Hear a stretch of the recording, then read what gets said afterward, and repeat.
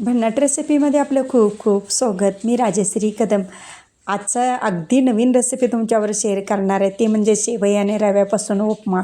I hope तुम्हाला नक्की हा उपमा आवडणार आहे आणि एकदा जर करून खाल्ला तर पुन्हा पुन्हा खाणार आहे, माझी नक्की खात्री आहे. आणि चविष्ट तर बनतोच, त्याबरोबर हेल्दी देखील आहे आणि झटपट होणार आहे कमी साहित्यामध्ये. चला तर आता साहित्य पाहूया. त्यासाठी लागणारे शेंगदाणे, पाऊण वाटी सेवया, अर्धी वाटी रवा घेतलेला आहे, मिडियम एक टोमॅटो, गाजर घेतलेला आहे, एक मोठा कांदा घेतलेला आहे, 2 मिरच्या बारीक कट करून घेतलेल्या आहेत, आलं लसणाची पेस्ट आणि कढीपत्ता घेतलेला आहे. आणि बाकीच्या फोडणीसाठी काय सामग्री लागणार पुढं दाखवेनच मी.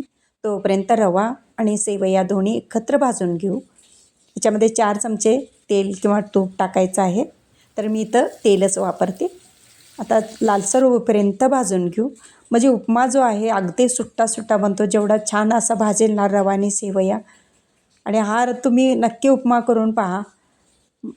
आणि हे जर कसं आहे, नाश्त्यालाच खावं असं नाही, एरवी तुम्ही जेवणाचा जर कंटाळा आला असेल तर जेवणाच्या वेळेला देखील हा पोटभरीचा नाश्ता हा करून खाऊ शकता. आता काढून घेऊ भाजलेला, लालसर भाजले गेलेला आहे. आणि ह्याच कढईमध्ये आता फोडणी घालूया.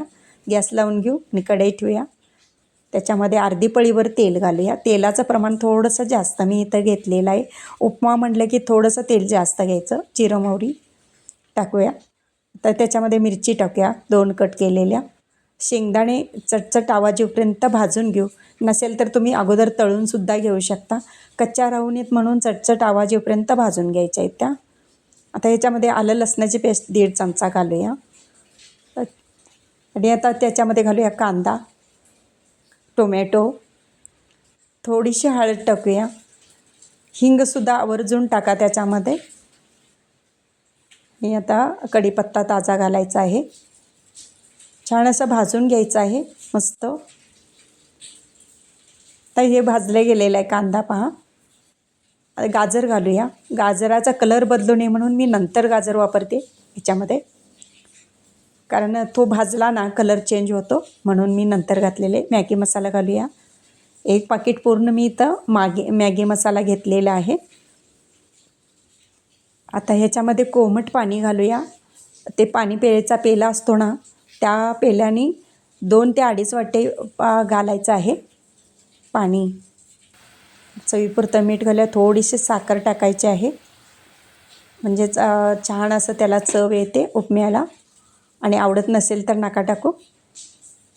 आता हे सगळं व्यवस्थित मिक्स करून घेऊ आणि वरती झाकण ठेवू. अर्धा मिनिटवर शिजवून घेऊ. मस्त तो अर्धा मिनिटामध्ये शिजतो. झटपट होणारा आपला पोटभरीचा नाश्ता तयार होतो. नक्की करून पहा. आणि तोच नाश्ता करून प्रत्येकाला बोर झाला असला तर हा अगदी नवीन आहे.